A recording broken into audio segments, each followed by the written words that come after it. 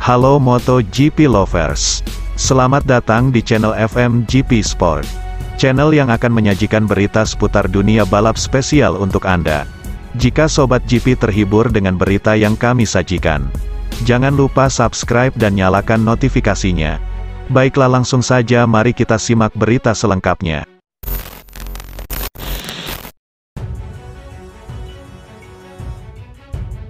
Juara dunia bertahan MotoGP, Fabio Quartararo, menyebut prototipe mesin YZR-M1 sudah melakukan perbaikan besar yang sudah lama dinantikannya. Bukan rahasia umum lagi bahwa El Diablo begitu kritis terhadap kurangnya pengembangan mesin 2022. Kelemahan dalam hal top speed menempatkan Yamaha sebagai motor paling lambat ketika beradu kecepatan di lurusan. Namun kini pabrikan Garputala telah menyadari kekurangannya. Yamaha memboyong ex-ahli mesin Formula One, Luca Marmorini, guna membantu pengembangan mesin YZR-M1 untuk MotoGP 2023. Pekan lalu, saat tes Misano, Yamaha meluncurkan prototipe mesin anyar. Motor mencatat kecepatan tertinggi 298,3 km per jam, menyamai Maverick Vinales, dan tak terpaut jauh dari Jorge Martin yang mencetak 300 km per jam. Membenarkan top speed Yamaha dibukukannya saat slipstream, Quartararo mengungkapkan bahwa kecepatan rata-rata dari mesin baru terlihat sangat menggembirakan. Senang kami mendapat konfirmasi bahwa mesinnya adalah peningkatan besar. Pagi ini saya melakukan slipstream yang bagus di belakang Franco Morbidelli dan kecepatan tertingginya sangat bagus. Tuturnya, saya sangat senang dan kami mengerjakan elektronik pada pagi hari karena karakter mesinnya sedikit berbeda. Sekarang sulit untuk mengetahui sesuatu. Saya menempuh 1 menit 31,3 detik dengan ban 26 lap, yang pada akhirnya Anda dapat memakai ban baru, dan Anda bahkan tidak merasakannya. Tetapi sekali lagi saya sangat senang. Untuk tes pertama dengan prototipe ini, saya sudah membuat kecepatan yang sangat bagus. 298 km per jam di slipstream, tetapi kecepatan rata-rata yang kami lakukan sepanjang hari juga bagus. 298 km per jam tidak setiap lap, tetapi jika Anda memeriksa kecepatan rata-rata itu bagus. Quartararo menjelaskan, arah anginnya juga berubah-ubah. Melihat yang lain, sangat bagus melihat kecepatan tertinggi kami meningkat cukup banyak dari tahun ini. Quartararo kemudian mengatakan Yamaha masih ingin mengerjakan mesin baru. Namun tidak tahu apakah dapat menghasilkan banyak perubahan, mengingat karakter motor anyar tidak berubah secara signifikan. Saya tidak akan bilang tidak jika mereka memiliki margin untuk ditingkatkan. Cukup menyenangkan karena ini baru September dan masih ada beberapa bulan sebelum tes pramusim dan Portimao. Ucapnya, kami masih punya Valencia tetapi kami tidak tahu kemana kami pergi untuk tes musim dingin. Biasanya mungkin Sepang dan Portimao.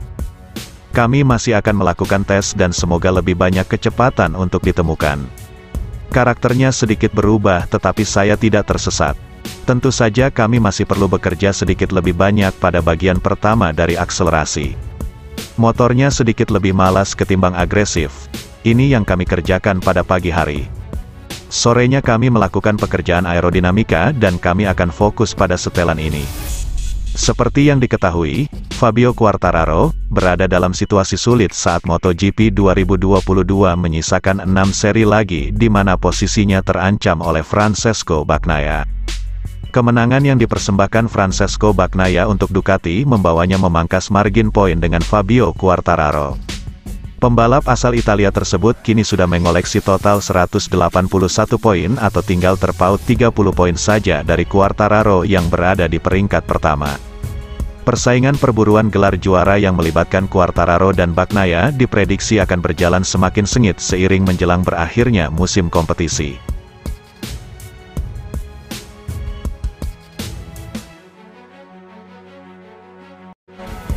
Sobat GP jangan kemana-mana, karena setelah ini masih ada berita menarik lainnya.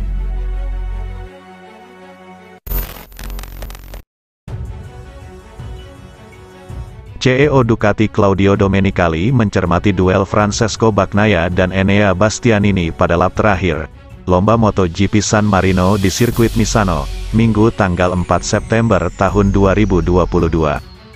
Pemandangan mengkhawatirkan terjadi di tikungan Rio, T4, Misano World Circuit Marco Simoncelli, pada lap terakhir lomba MotoGP San Marino.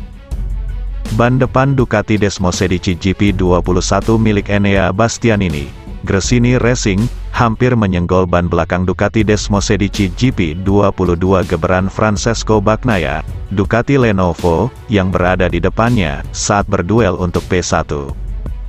Para bos Ducati terlihat bersorak saat Bagnaia akhirnya memastikan kemenangan beruntun keempatnya, atau keenamnya di MotoGP musim ini, setelah unggul hanya 0,034 detik atas Bastianini di posisi kedua.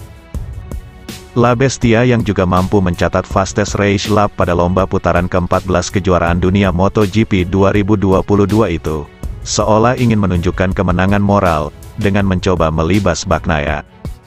Namun pembalap yang musim depan akan satu tim dengan Bagnaia di tim pabrikan Ducati itu masih ingat pesan dari General Manager Ducati Corse, Luigi Gigi Dalicnya, untuk jangan merusak box bila Bagnaia sedang berada di depan. Sementara itu, kemenangan jebolan VR46 Riders Academy di San Marino membuatnya naik ke peringkat kedua klasemen pembalap MotoGP menggeser Alex Espargaro, Aprilia Racing.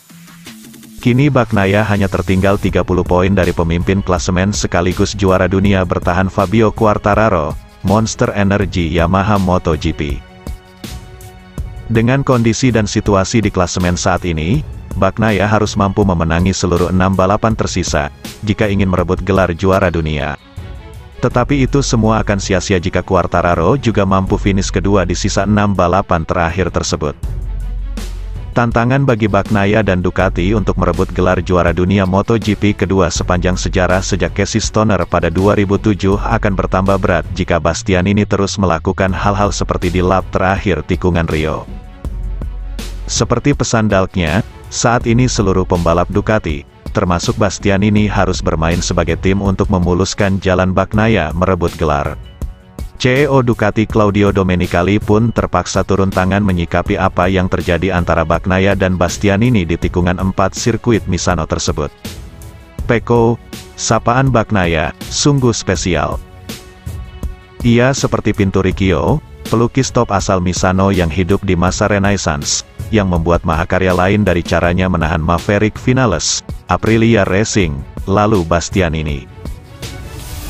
Ucap Domenicali. Bastianini juga bagus sampai lap terakhir.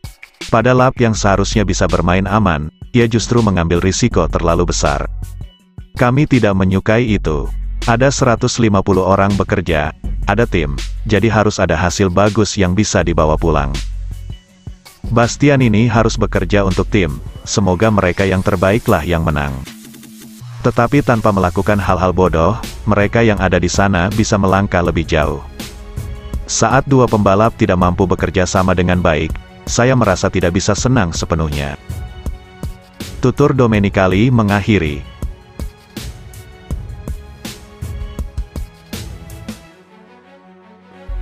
Terima kasih sudah setia di channel ini. Nantikan ulasan-ulasan menarik lainnya dari channel FMGP. Jangan lupa tinggalkan subscribe-nya dan sampai jumpa.